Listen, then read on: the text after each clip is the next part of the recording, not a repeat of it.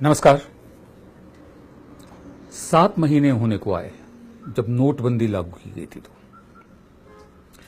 उस वक्त डॉक्टर मनमोहन सिंह ने कहा था कि ये बहुत गलत कदम है। उस वक्त प्रोफेसर अमर्त्य सेन ने भी कहा था कि ये बहुत गलत कदम उठाया गया है। डॉक्टर मनमोहन सिंह ने तो यहां तक कहा था कि इससे हमारी जीडीपी में 2% की गिरावट आएगी, और उनकी बात बिल्कुल सही साबित हुई है।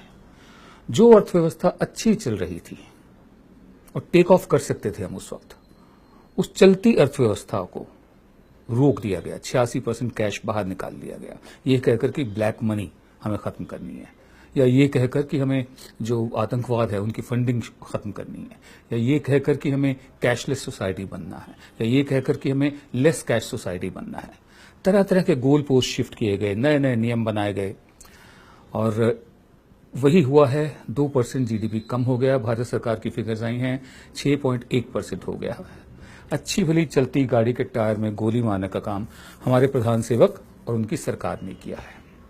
पहले सुनते हैं डॉक्टर मनमोहन सिंह ने कहा क्या था। My own feeling is that the national income, that is the GDP of the country, can decline by about 2 percentage points as a result of what has been done. The way the scheme has been implemented, it's a monumental management failure, and in fact, it is a case of organized loot and legalized plunder. उसके बाद हमारे प्रधान सेवक जो है वो दहाड़ भी लेते हैं, भाषण भी दे देते हैं, रो भी सकते हैं, लाल लाल आंखें भी दिखा सकते हैं, लव लेटर लिखना बंद भी कर सकते हैं। उस वक्त वो एक याचक की मुद्रा में आ गए, हाथ जोड़कर कुछ मांगने वाले की मुद्रा में आ गए। बोले सिर्फ मुझे 50 दिन दे दो। भाइयों बहनों, मैंने सिर्फ देश से 50 दिन मांगे हैं, 50 दिन। 30 दिसंबर तक मुझे मौका दीजिए मेरे भाइयों बहनों। अगर 30 दिसंबर के बाद कोई मेरी कमी रह जाए, कोई मेरी गलती निकल जाए, कोई मेरा गलत इरादा निकल जाए, आप जिस चौराहे में मुझे खड़ा करेंगे, मैं खड़ा होकर के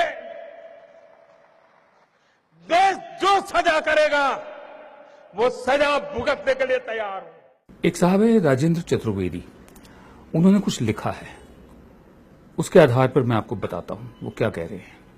उनका कहना है, वित्त मंत्री श्री अरुण जेटली ने कहा विकास दर में गिरावट, जीडीपी में जो गिरावट आई है उसका कारण नोटबंदी नहीं है बल्कि ग्लोबल है उसका कारण। वैसे तो अरुण जेटली ने कांग्रेस को भी दोष दिया कि जो जीडीपी इस साल कम हुआ है उसकी जिम्मेदार भी कांग्रेस है। दरअसल ये लोग अभी भी विपक्ष में हैं और अभी भी चुनाव की रैली के मोड में हैं, सिर्फ बोलते रहते हैं कि क्या होगा, क्या हुआ है, हमने क्या कर दिखाया है, इस पर कोई चर्चा नहीं है। बहरहाल, बल्कि विकास दर का कारण विमुद्रीकरण नहीं है, नोटबंदी नहीं है, बल्कि ग्लोबल है। और फिर वे खिसियानी हंसी हंस पड़े और वे अपनी झेप मिटाने के लिए पाकिस्तान कश्मीर सेना की चर्चा में जुट गए।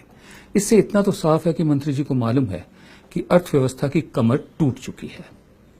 अगर वो दोष मढ़ रहे हैं ग्लोबल वैश्विक जो कंडीशंस हैं, ग्लोबल कंडीशंस पर और दुनिया भर के माहौल पर, तो इतना तो वो मान रहे हैं ना कि हमारी अर्थव्यवस्था की कमर टूट चुकी है। नवंबर 2016 से पहले अर्थव्यवस्था की जो रफ्तार थी उसी लय में लाने के लिए कम से कम 3 साल का वक्त और लगेगा, ये मंत्री जी मान चुके हैं। और जीडीपी की कहानी क्या है?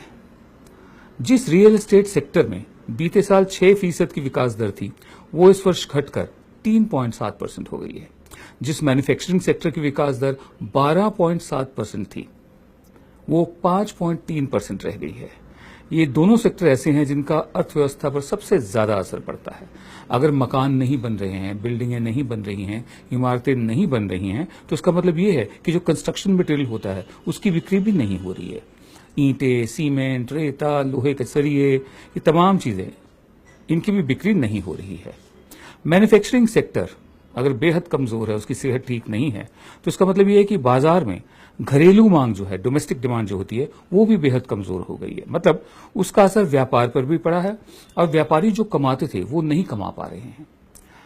रियल एस्टेट सेक्टर में कामगारों की सन 2011 में एसोचैम ने संख्या बताई थी कि वो 13 लाख लोग लगे हुए हैं रियल एस्टेट सेक्टर में ही।